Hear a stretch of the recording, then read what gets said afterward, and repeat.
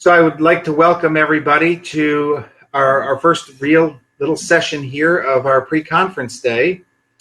And it's my great delight and pleasure to introduce a dear friend. And she has a beautiful story. And in order to give her time to talk, I'm just going to say, imagine going to a school, graduating and coming back and teaching, and then becoming an assistant principal, and then being told the school is going to close. What a heart-rending situation that must have been. And yet, that's where Mary Pat found herself. She, in her love for the school and her love for truth, started to look around for a way to save the school and thought, let's renew it to its true mission, the true mission of Catholic education. She did that to great accolades, and more importantly, to great success for the children that got to learn under her and the teachers that came to her. No surprise, we were able to grab her to work with us for the Institute for a couple of years, and then the United States bishops got wind of what she was doing and pulled her up to be the executive director of the Secretariat for Catholic Education. So I just am honored to be able to introduce my friend Mary Pat Donoghue to you this morning. Thank you.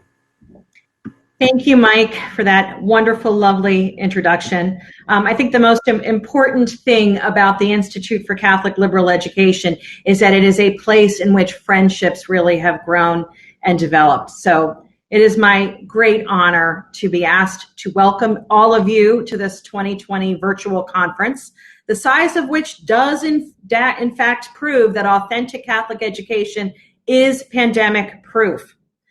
Now, for those of us who have attended the conference every year or for many years, there's a little twinge of regret at missing the energy of the in-person talks, the lively conversations over a glass of wine, and the sense of camaraderie and friendship that grows over the days we spend together.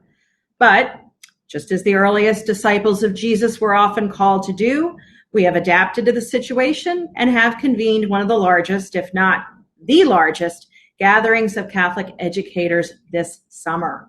So here in our virtual reality, we are reminded that when it comes to the renewal of Catholic education, we are all absolutely in it together.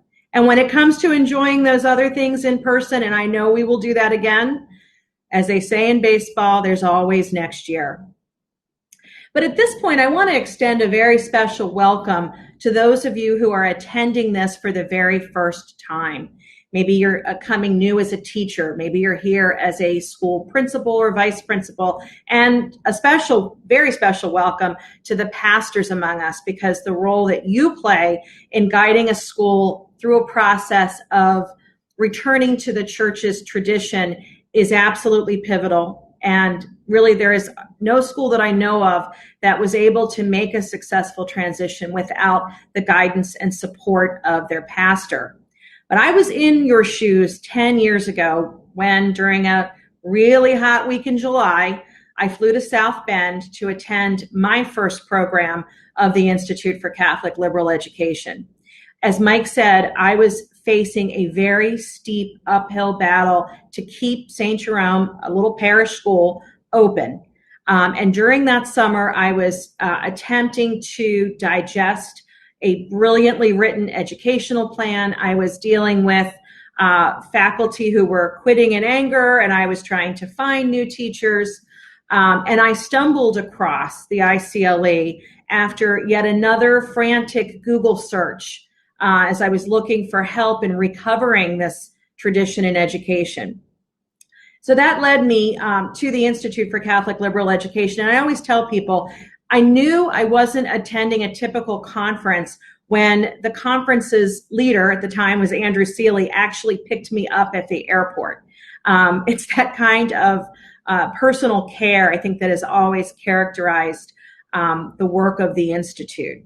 And that encounter, that week I spent, was my first introduction to Beth Sullivan, and we enjoy a 10-year beautiful friendship. Also, Jesse Van Hecke was at that first conference. I had no idea as I went in and out of sessions in which, we read Shakespeare and we considered Greek mythology, and we had wonderful, wonderful discussions.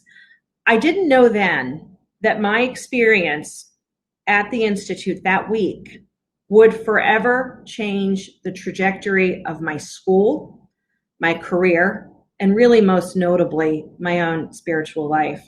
Now, I know you've heard much about the story of St. Jerome Academy, and you'll hear from their wonderful leader, Danny Flynn, this week, and several of their teachers. And that school that went from being really on death's door, quite frankly, is now thriving and flourishing and bearing the fruit of the promise of the Holy Spirit. And I always say to people, there really is no way to quantify the blessings that the Holy Spirit gives to those who put Christ at the center.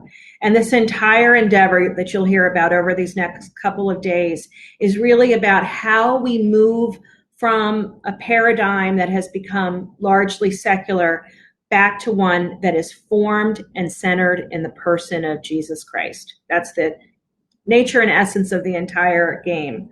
And don't worry, we'll have plenty of opportunity to hear the practicalities involved in that. My prayer for you is that your time this week will be equally fruitful, and I hope that you'll have the opportunity to make connections with one another, to connect with the Institute staff, who I can tell you will be ready to help you and accompany you on your journey as they have accompanied me on mine.